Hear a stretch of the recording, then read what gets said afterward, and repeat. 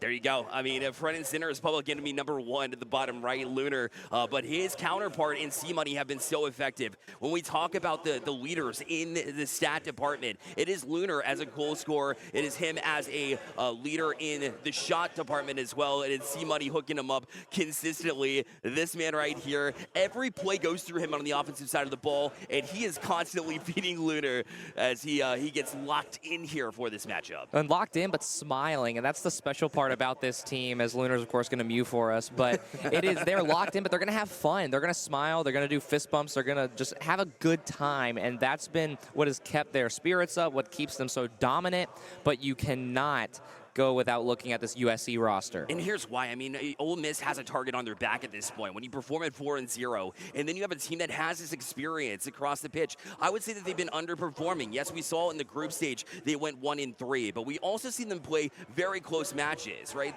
This team is always locked in, focused, and they have that experience together as well. I mean, Og was very close to pushing in top 16 RLCS. They definitely run into these kids in ranks. Can they get it done on the pitch, though, in a best-of-3 environment? And something else about that USC team is they're led by Og. Og is a rank A Rocket League player. He is extremely talented, but so far they've had a few issues. They've had a few games that maybe they thought they shouldn't lose, and they get a brand new day to try and kind of get off on a better foot.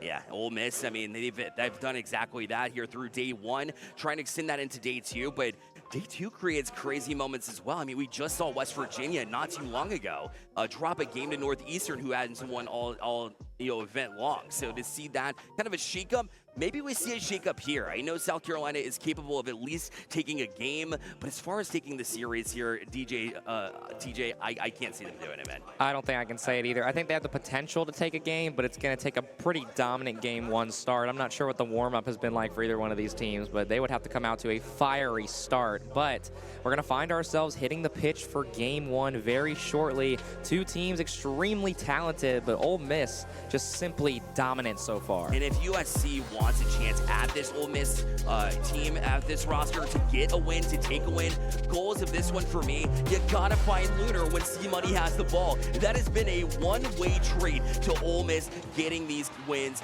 getting these stats. And right now, we'll see if they get it done here as game number one begins now. And of course, if those of you who are coming in who did not see game one, you will notice that's a best of three, and these early goals like this are huge for momentum. I am telling you that it has been a shakeup of a day. Og puts the pressure on and then gets the dim on the way out. I didn't mean much, but it did free up enough space where USC gets on the board first, catches Ole Miss by surprise. And so now, I mean, that's the best way to do it, is come out hot.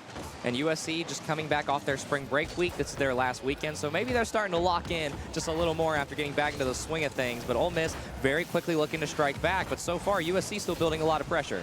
Certainly are, and Solar is one of those players coming in as well who's in their final year. They want to go out with a bang, and what a better way to do that than to beat Ole Miss here in the group stage and give themselves at least a little bit of a better spot on the seeding. But right now you see Stealth with a good pass to Lunar. This time he's trying to hook him up. The 1-2 punch, and Ole Miss showing why they were 4-0 yesterday. And Ole Miss, we talked about this earlier, it's normally been the C-Money and Lunar show, but if Stealth can start slotting shots like this, that is going to make the difference for Ole Miss later in this bracket. You know why they call him Stealth, right? He was flying under the radar. We've been talking the C-Money and Lunar combination. No, this man shows up on a regular basis. His stats were so balanced, and he had to make a big save here too, though. As Og's putting more pressure here on South Carolina. They may have surrendered that goal, but they're still hanging strong here and putting pressure of their own on. Yeah, and when teams get in these situations against these higher level rosters, they tend to panic. They tend to have to play at the pace of the higher level team. But if you're USC, you're used to these types of matchups. You played at Boost on the Beach literally last year, placing third, and you cannot let that catch up to you. And so far, they're seemingly trying to match it. C-Money trying to find a pretty crazy angle there. Found it. But Stealth will play off corner. Now we'll leave it for teammates to try and rotate in. And Lunar will do that at the exact right time. Once it's 50-50 into the zone, see it looking like they had a little bit of trouble with the Tim on the way out. Stealth, he does respawn just in time to get across, but USC, again, giving Ole Miss some scares early. It's a massive double kill for USC that gives them a golden opportunity. Unfortunately, that shot was rushed just a little bit, but now they have all this midfield space, and Katz has the entire wall to maybe find a pinch. It will hit his car, but it's still going to be just awkward. As now all three members of USC trying to put pressure on, but now the 2v1, Lunar gets a 50 that Katz wins, and now it's still in the midfield. Yeah, that midfield presence has been there for USC, but eventually Ole Miss is going to find ways around it. They were too good at passing to not see that happen. And C-Money try to challenge the back wall as well. Stealth will play in, but Og right on it. He'll play it out to center. C-Money already on it. Quick commit. Lunar up. We've seen this combination so many times, but not able to connect in this instance. And Cats will play it out to center. Every team has got an X factor. For Ole Miss, it's Lunar, and for USC, it's Og, and they need to step up. But maybe Lunar won't have to, as Stealth will find his second. Clean double touch here again, and no surprise that C-Money was the one to set it up in the first place. Put it on a tee so Stealth could get up and get it. The double touch there. And plain and simply, they do that in their sleep, and so you got to be on that back wall. Og was close, but the position just a little bit off, and it cost him. Still way too early in this game to make any predictions, but we are halfway through. USC's got a chance here. That flip reset might find the left side, but it's a good save from Lunar, but it won't be doubled. Open shot, right side, rip it in 2-2. Let's go. Cats was ready for this one right off the rip as Og put it past one. Lunar had no choice but to try to get that double touch up the wall. He didn't get to it, and Cats says, I can nail this one. An absolute bullet to equalize it 2 with 2:35 left. USC is sticking around. And Cat's not normally the offensive leader of this team. Normally he's more of the defender, the third man, the mental guy, but he's got 2 goals. USC's only goals, shooting 2 for 3, and if he can perform like that, then it's similar to Stealth, where this team becomes a lot more dangerous, but still much more Rocket League left to play. Cat's the professional coach as well. You know he's in the communications right now saying, hey, we can absolutely approach this in a way that causes Ole Miss to panic. And that's good patience shown as well. But Lunar tried to clean up. Oh, C-Money, the recovery save. Had no idea how he got back to it, but he did. And Ole Miss able to keep it equalized for now. 3 shots go for USC, and 3 shots will not fall, but don't count them out just yet as a bump comes through. But nobody capitalizes. Cats made an amazing play for Og to try and slot it, but just barely misses it. Now Solar in a very quick 3v1, but his teammates come back to help. But C-Money dunks one left corner to get the lead. I said Stealth was playing stealthy, but look, as it was C-Money that came out of virtually nowhere here and out of the peripheral vision of USC. Unfortunately, dribbled it right into his man, and Ole Miss takes this lead back with 146. You hate to see it for South Carolina. If you're going to do this much progress, you want to see a winning effort in this game number 1. Sure, you got time, but Ole Miss starting to put the pieces together. And Ole Miss, those pieces has gave them a 4-0 record, and it's that trust that we just saw. C-Money was third man back for a mile, but trusted Stealth to get behind him, but it maybe it will not matter. But what a save from C-Money doing it on both ends. Ready to go now. Look in transition. Here's Ole Miss with Stealth. Had that flip reset, just kept it in his pocket. Now the passing play, Lunar twice, almost got it. C-Money, the follow-up off the crossbar. And Solar able to get to it temporarily. Ole Miss that close from punishing USC again. Ole Miss with a possible dagger here with a minute left, but just can't find it. And they're still keeping the pressure, but USC now has a little bit of breathing room, but they need to take advantage of this midfield. Cats gets one to wall. It's the second man from USC, but you cannot use the backboard when that long dominance is defending it. And now you see the 1-2 punch from Ole Miss. You gave them too much space, and now watch them work in transition because of it. Stealth trying to put up more. He's got C-Money there. A great read there from Solar. And that experience as a senior to get back just in the passing lane in time. That's C-Money and Lunar, who were both right next to each other in the back line. So Ole Miss, they do not look as comfortable as they were yesterday, but as of right now, they're still putting on pressure. They're still keeping the shots up, and now Cats with a major flip reset to maybe try and kick something off as Solar gets past 2, watch the back of the net, but it won't be in there. Oh, it was that close. Just couldn't quite find the right angle, and Ole Miss did just enough in their positioning. And now look as they try to get the dagger here. 15 seconds left. There it is. Lunar able to step up just in time and kill USC's chance and effort that they put into game number 1. USC looks so good right there. I mean, a really golden opportunity to go through, find a bump, and have a wide open net, but that doesn't land. The shot doesn't land, and you have to full commit at that point given the goals. It was 3-2, so you just have to go, and unfortunately, you're not going to have defense when that happens.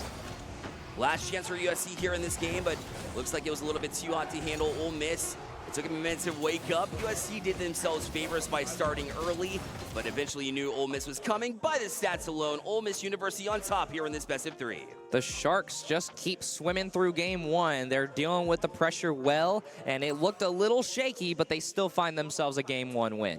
Yeah, and even though it seemed like they might have been a little bit off early, they definitely got it together, and you see no fear in their eyes now. You have a feeling that once those once goals started going in, you're able to total 4 in that game number 1, that coming into game number 2, they're going to have that head of steam. I'm expecting nothing less than Ole Miss being able to jump into game number 2 here and take that early lead and perhaps run away with it as well. Yeah, and this might be the first time all weekend that we've seen not a single smile on the Ole Miss side, but it's because of their leadership. They're coached by Adam Baguette, who's doing an incredible job with this roster, just trying to make sure that they are locked in right now. And look how attentive Ole Miss is.